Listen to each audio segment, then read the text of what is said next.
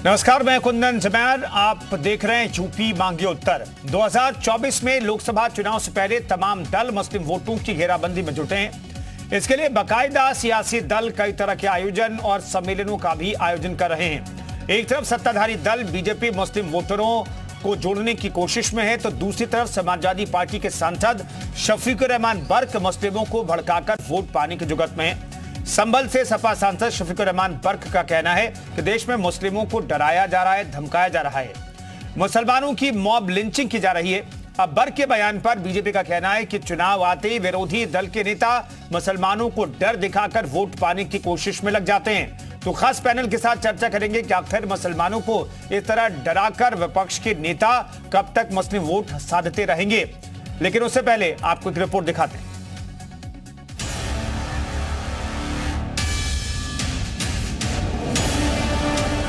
मुसलमानों के लिए भी है, सब कौमों के लिए है, और हमें भी जीने का हक हासिल है। ये किसी के बाप की जागीर नहीं है हिंदुस्तान।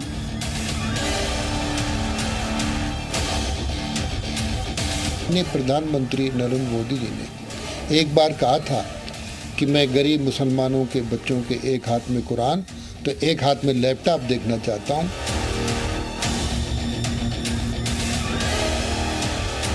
तो हमें जीने दीजिए हमारे साथ। देश की जो संविधान है उसके खिलाफ आप हमें यहाँ सब कुछ कार्रवाई करके हमें जीने का भी हक नहीं दे रहे हैं।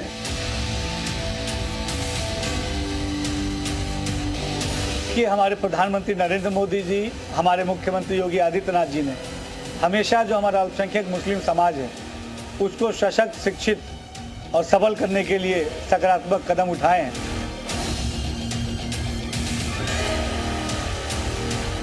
जबरदस्ती पकड़कर मॉब लिंचिंग किया जा रहा है उनका, और जगह जगह मुसलमानों के साथ जुल्म ज़्यादती हो रही है।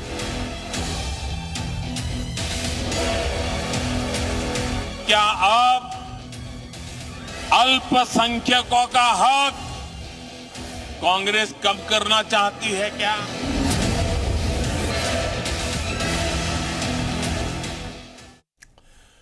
तो मुस्लिमों को भड़काकर क्या आप मुस्लिम वोट हासिल करने की जुगत है, इसलिए यह कहा जा रहा है कि मॉब लिंचिंग हो रही है, मुस्लिमों को डराया धमकाया जा रहा है, मुस्लिमों को दबा कर रखा जा रहा है। आखिर इस तरह के बयान क्यों दिए जा रहा है? क्या वाकई में ऐसी स्थिति है देश में, या फिर ये सारे बयान जो है सिर्फ और सिर्फ मुस्लिमों को डरा करके वोट पाने की कोशिश भरे? ये हम समझने की कोशिश करेंगे। आज तमाम दलों के प्रतिनिधि हमारे साथ मौजूद रहेंगे, प्रवक्ता हमारे साथ मौजूद रहेंगे, एक्सपर्ट हमारे साथ मौजूद रहेंगे। उनसे बातचीत हम करेंगे और जानने की कोशिश करेंगे कि वाकई में देश की स्थिति क्या है।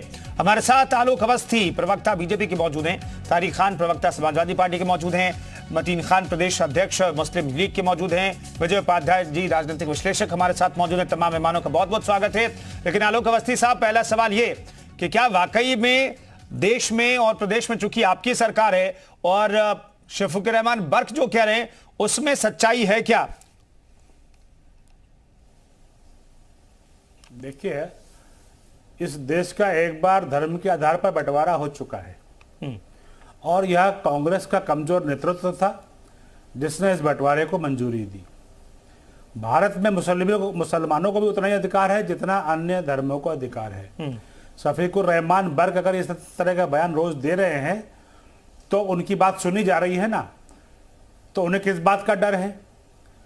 भारतीय जनता पार्टी जो भी अब हम गरीब कल्याण की योजनाएं चला रहे हैं, हम पंथ, धर्म, जातियों से ऊपर उठ करके हम सब समाज के लिए चला रहे हैं।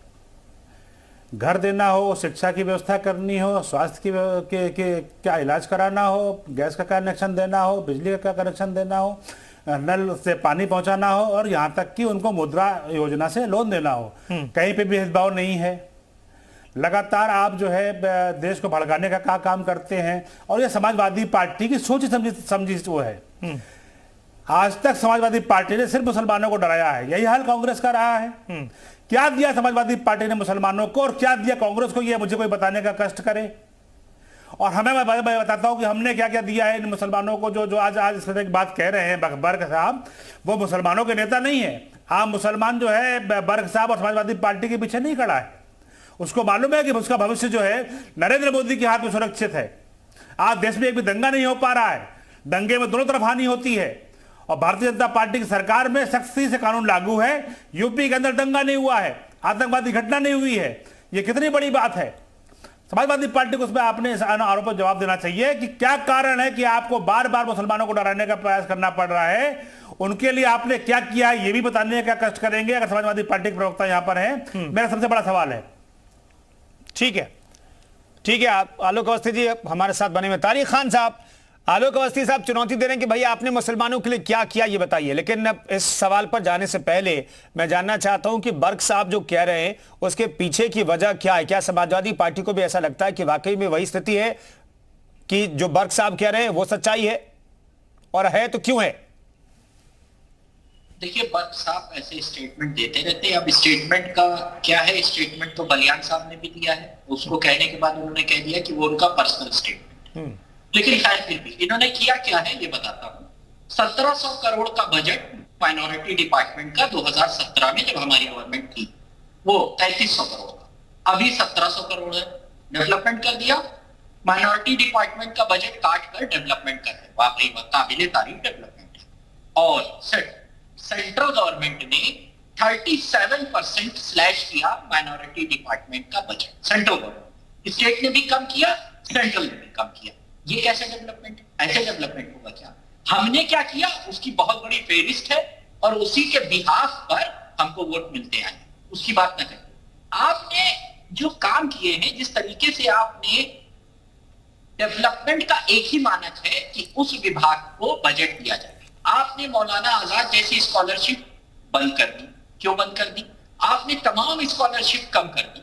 आपने जो मदरसे थे उसके ऊपर जांच तो बैठा ली, लेकिन हमने अपने टाइम में गवर्नमेंट एड के लिए 150 मदरसों को गवर्नमेंट एड प्रोवाइड की थी। इनकी 6-7 साल होने वाले होंगे सरकार के, जीरो है, जीरो गवर्नमेंट एड है। ऐसे आप डेवलप करेंगे मुसलमानों को? ठीक है। उसके बाद बात पसमंदा मुसलमान की, एक योजना बता दीजिए पसमंदा मुसलमान के लिए। आप पूरा का पूरा मुसलमान ही पसमंदा मान लेता हूं मैं, सब बैकवर्ड है, मैं भी बैकवर्ड हूं। एक योजना बता दीजिए उनके लिए, और फिर आप कहेंगे कि आपने योजनाओं में भेदभाव नहीं किया। क्या आप कर सकते हैं योजना में भेदभाव? संविधान इसकी इजाजत देता है क्या?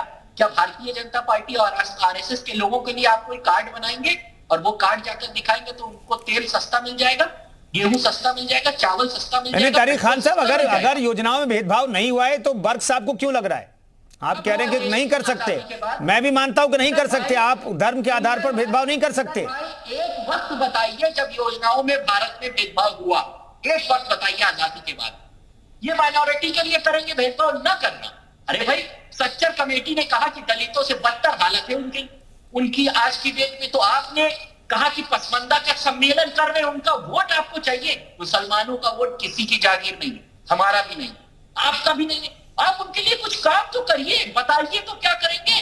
एक योजना बता दी, पसमंदा मुसलमानों को ये कहते हैं वो बैकवर्ड, मुसलमानों में बैकवर्ड है।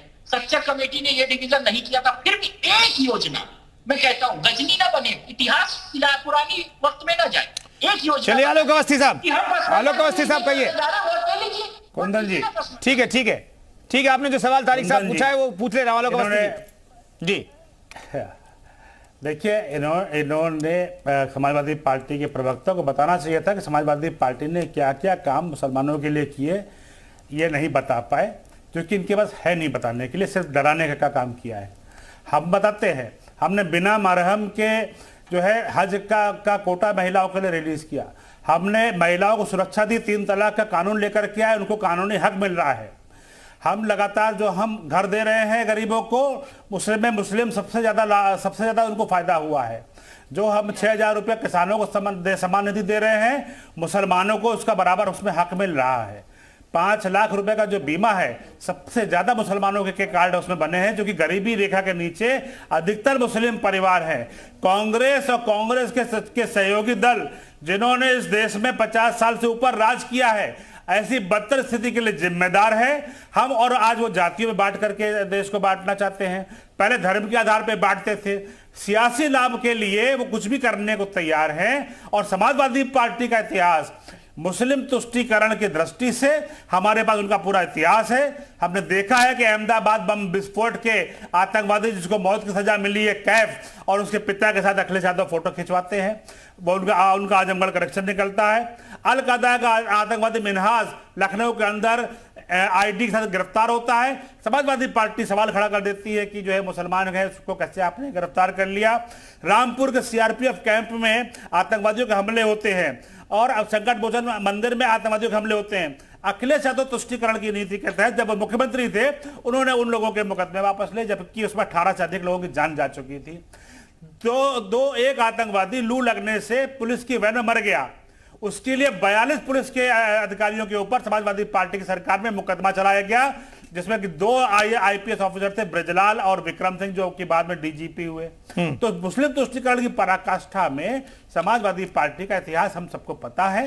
हमने ये भी देखा है कि कैसे मुस्लिम तुष्टीकरण नहीं, आप तुष्टीकरण नहीं कर रहे इसलिए वर्षा को दिक्कत है क्या?